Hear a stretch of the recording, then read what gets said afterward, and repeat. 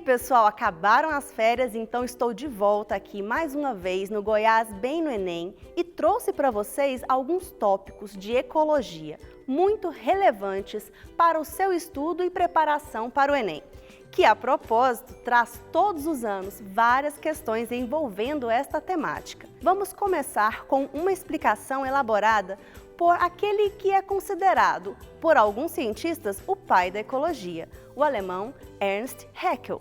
Segundo este biólogo, por ecologia queremos dizer toda a ciência das relações do organismo para o ambiente, incluindo, em sentido amplo, todas as condições de existência.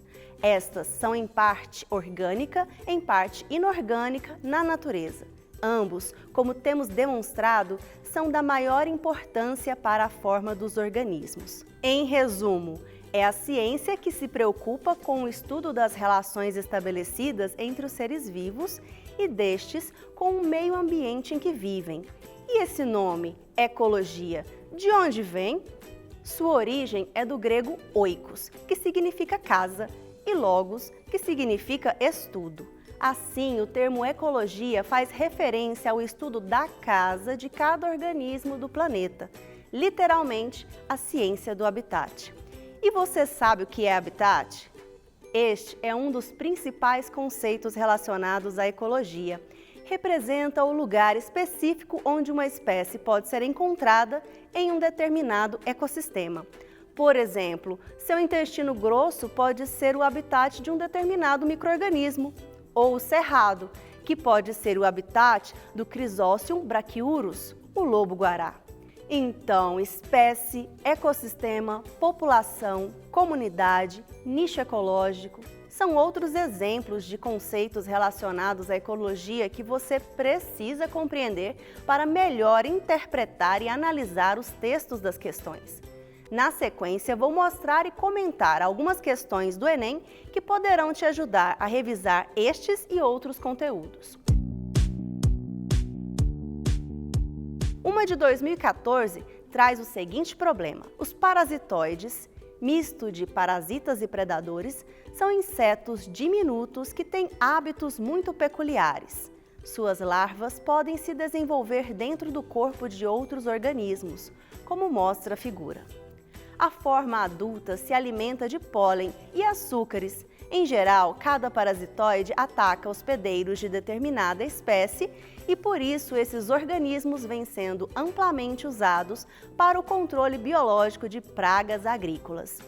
Então, observe a figura que resume o ciclo de vida do parasitoide de lagartas. Primeiro, a fêmea adulta coloca seus ovos na lagarta, que será a hospedeira da sua larva, que ao se desenvolver se alimenta da lagarta e nela torna-se pupa, onde termina sua metamorfose, para depois emergir de sua hospedeira, que a esta altura já estará morta. Perceba que a larva do parasitoide se alimenta da lagarta, que também é a fase jovem de um outro inseto, uma borboleta, uma mariposa, um besouro, por exemplo.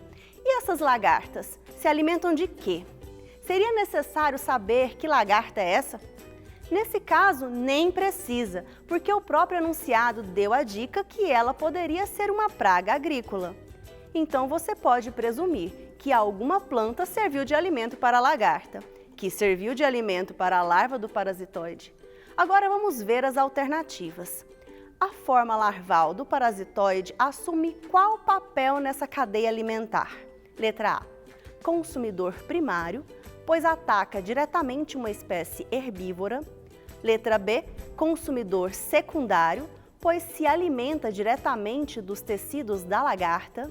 Letra C: organismo heterótrofo de primeira ordem, pois se alimenta de pólen na fase adulta.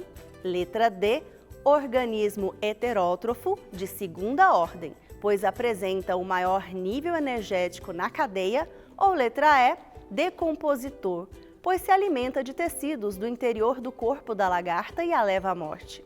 E aí, qual é a sua resposta?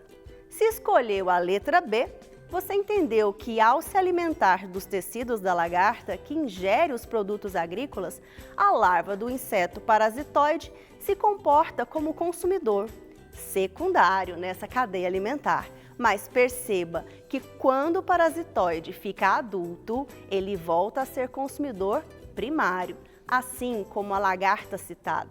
Porque, como explicitou o enunciado, ele se alimenta de pólen e açúcares, provavelmente provenientes das flores de alguma planta que, nessa sequência, é o organismo produtor. Então, essa sequência planta, lagarta, parasitoide permite determinar como a matéria e a energia são transferidas de um organismo para outro por meio da alimentação. Estes organismos podem ser agrupados de acordo com sua fonte principal de energia.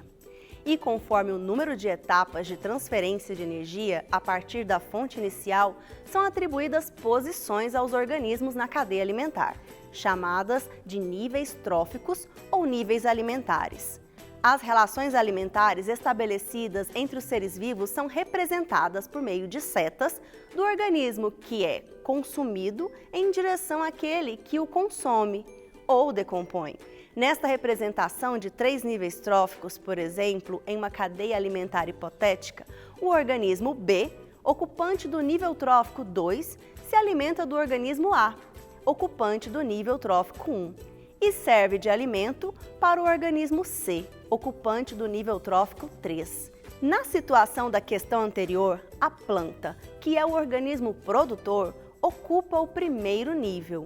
A lagarta, que é o consumidor primário, está no segundo nível e o parasitoide, consumidor secundário, no terceiro nível. Mas lembre-se que esses níveis tróficos não são fixos, ou seja, algumas espécies podem se deslocar entre os níveis, ora ocupando o nível 1, ora o nível 2, como você, que quando come salada é consumidor primário, ficando assim no segundo nível trófico, mas que quando come carne bovina já passa a ser consumidor secundário no terceiro nível trófico.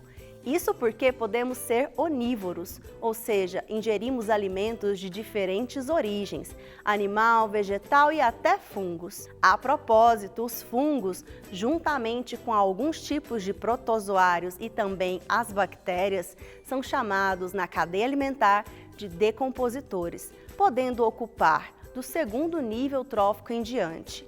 Estes organismos são essenciais na manutenção dos ecossistemas e da biosfera, permitindo a ciclagem da matéria. Enquanto os produtores fixam nutrientes em seus tecidos, os decompositores devolvem esses nutrientes ao ambiente. Mas cuidado, não confunda os organismos decompositores com os detritívoros.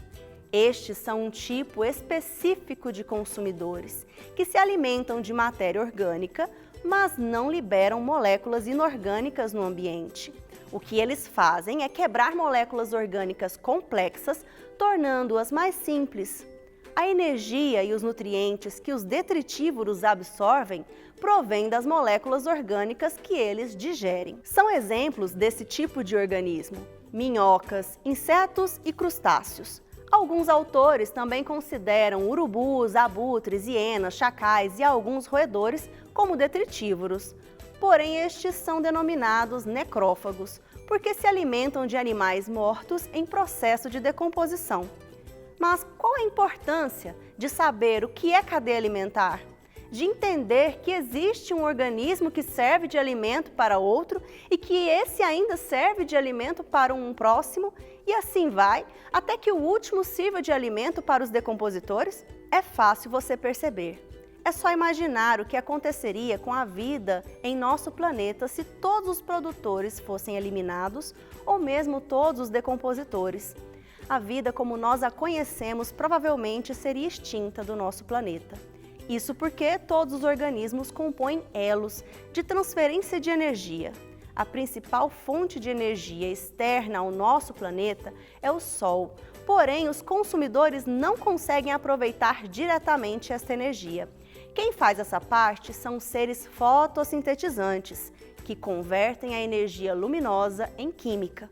E assim, por meio da cadeia alimentar, ela é transferida aos demais seres vivos. Ainda existem os seres quimiosintetizantes, por exemplo, alguns tipos de bactérias que vivem no solo, que também são produtores. porém obtêm energia para a produção de matéria orgânica a partir de reações inorgânicas no meio. A transferência de energia ao longo da cadeia alimentar de um ecossistema é chamada de fluxo de energia e também pode ser representada esquematicamente por meio de setas, com espessuras variadas, direcionadas ao consumidor. Essa espessura é diretamente proporcional à quantidade de energia disponibilizada ao próximo nível trófico. E agora, para potencializar o seu aprendizado, eu sugiro que você se aprofunde no estudo de assuntos como biossistemas, ciclos biogeoquímicos, teias alimentares e pirâmides ecológicas, que estão diretamente relacionados a essa pitada de conteúdo que você viu aqui nessa aula. O tema ecologia é bastante amplo, abrangente e interdisciplinar, e eu não me surpreenderia se inclusive fosse abordado também na redação. Eu paro por aqui, até a próxima e bons estudos! Valeu, professora Núbia, pela aula. Turma, o Goiás Bem no Enem, como falei aqui nos programas anteriores, está realizando aulões aos sábados em todo o estado, inclusive neste momento estão acontecendo vários. Bom, chegamos ao fim de mais uma edição e se você teve dúvida e quer rever as aulas de hoje, é só acessar o nosso canal no YouTube que estarão todas lá. Eu vou nessa, um grande abraço, bons estudos e tchau, tchau!